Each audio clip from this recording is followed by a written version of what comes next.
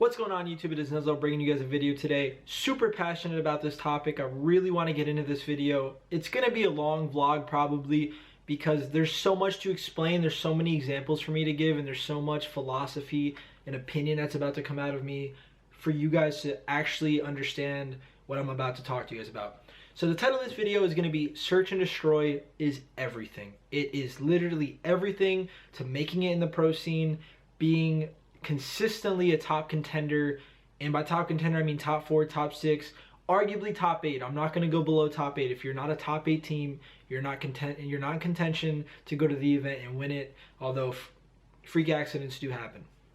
So there's going to be different subjects to this video. There's going to be a lot of examples I'm going to give to support my opinion and to support why I believe that search and destroy is literally the key to winning in Call of Duty right now. I mean, it always has been the key.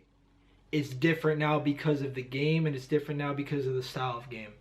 So first I want to talk about boots on the ground, right? And I'm going to compare this to the newest titles, and especially Infinite Warfare. We won't talk about Black Ops 3 AW too much. We'll talk about this now. A lot of players you've seen falling off. A lot of players you've seen plays consistently awful or bad. Now, there's not excuses at the end of the day. I'm not making this video to discredit anybody succeeding right now or make excuses for myself or anybody that's retired, took a step back, things like that. At the end of the day, there's no excuses. This is actually more of an informative video with a lot of examples. So now, search and destroy is everything. Back in Black Ops 2 days, back in Ghost days, my team could consistently win search and destroy. We could sit there and look at ourselves knowing no matter what happens the first map, we have an 85 to 95% chance of winning the second map in a best of 5, and then of course going last map. Now, yes, we lost some here and there, but it wasn't consistent. And we would go into that game type knowing we knew our shit, we were really good at it, and there was a lot of teams. It wasn't just us that was good at search and destroy. Now, people are going to say, what do you know about winning? You've never won a major event. I get it all the time when I'm criticizing and talking about these kind of things. Now, I'm going to use that against you, right? I'm going to use that ignorant point of view against anyone watching this video that doesn't agree with me. I've been to 4 major finals before: X Games, UMG Philadelphia, MLG Columbus, and UMG Atlanta. UMG Atlanta was the event we came up in, and we won all of our search and destroys in the finals. We literally won every single one of them. It was the only reason why the best of 9 was close. And other than that, well, let's look at the 3 other finals, which were in Ghost. And we can even talk about PAX Prime a little bit, which is an event we should have been in the finals, but we lost last map when we were at 5-2, or we would have been in the finals. And as you guys know, Unite ended up beating Complexity at that event. Probably could have won that event. Could have, should have, would have, all in the past. So we have UMG Philly, MLG Columbus, and MLG X Games. Now, TK is known for being a great search and destroy team. I'm known for being a good search and destroy player. You have the X Games play. You have the AW clutch, where against FaZe Black when I was on Strictly Business, I 1v3'd. A lot of clutches between Sharp, Theory, Goon. Any teams I've been on, even my Rise team, we were good at search and destroy. My SB team, we were pretty good at search and destroy. And you look at TK, because TK was the main team I was on for boots on the ground, right? That's why we're going to be talking about it today. And we consistently won our searches, but on the finals, we didn't win our searches at Philly. We didn't win our searches at Columbus. I went 0-7 last map in search and destroy Columbus final. And we didn't consistently win our search at X Games. We went 0-2 in the finals against Optic Gaming and search and destroy. As you guys know, we lost 5th map, and we did lose the 2nd map. Nade Shot went huge for them in search and destroy. So now, that's a trend, right? That's not something that's just randomly happening. It's a trend. If my teams won our search and destroy within those 3 events, you're talking to a 3, maybe 4-time champion instead of silver medal, silver surfer, 0-4 in finals. Don't remind me. So that is one of the supporting arguments I have to today's topic, is how important search and destroy is. The thing is, back then, everything was so much more consistent. Now, what I'm going to tell you by this is, if a team won an event in Black Ops 2, if a team won an event in Ghost, they were contenders for the rest of the year. They were contenders for at least the next 6 to 8 months, depending on roster changes. The same players were top 8 throughout the entirety of, Black Ops 2 and Ghost. Yeah, there was up-and-comers here and there. There was the Vanquishes, the MWs, but there was very limited space when it came to the top 8. Like, you could know Envy was going to be in the top 8. You could know that TK was going to be in the top 8. Yeah, we might not have been top 4. We might not be in the finals or semifinals, but it was top 8. It was strictly consistent And the worst inconsistent part about it would be like below top 8. That means your team really, really had a problem in that event. Nowadays, I want you guys to look at what's going on, and we're going to look at the results and point out more examples. You have E United winning an event, going into another event, placing, I think, outside the top 8. I'm not pretty sure what they placed at Paris, but I knew it wasn't very good. They had to go through open bracket. Then you have Rise. Rise is 0-3 in pool play right now, I'm pretty sure. Once again, if I'm incorrect about any of these things, put it in the comments below. I do apologize. All my facts might not be completely accurate, but I'm sure 95 to 99% of them will be. So Rise won the first event, won their search and destroys. Now they're struggling really hard. So the problem with consistency in this video is to teach you guys why you're seeing what you're seeing. Why you're seeing teams be so good and everything just be so inconsistent with the results in Call of Duty right now.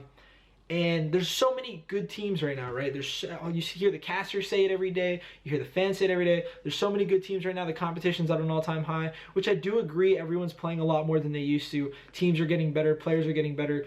Also, the argument that there's more players now, there's so much more talent than there used to be, that's completely false. 95% of the players that are even coming up in this game, or they've made an appearance, or you're talking about them now, they played in the past Call of Duties. They just might not have been successful, they might not have been established, or they might not have had the right people around them. Doesn't mean they started playing this game. It's not like the scene has grown so much to the point where the level of competition has grown so much. That's not true whatsoever. So we're going to talk about Search and Destroy. It's the second map in a best of 3. It's the second and fifth map in a best of 5. The thing about Boots on the Ground is why you consistently saw the top teams, because they consistently won or lost their game types because the game promoted consistency. You knew in Ghost and Black Ops 2, like, you could lose a hard point, you could lose a respawn, you saw it all the time. But my team, we knew we automatically won the Search and Destroy, so the best of 5 would be 1-1. If it went last map, we had an 80 to 90% chance of winning last map. Jetpack in Call of Duties and Infinite Warfare, we're going to talk mainly about Infinite Warfare. You can see the inconsistency in the game. So you can go to an event and be a strong respawn team and place like absolute dog shit because you're not winning a Search and Destroy or you lost a 5-5. You have a best of 3 if you're a good team in open bracket. You literally have one chance of making it to pool play. One chance. My team at Vegas, we couldn't win Search and Destroy to save our life. Won everything else.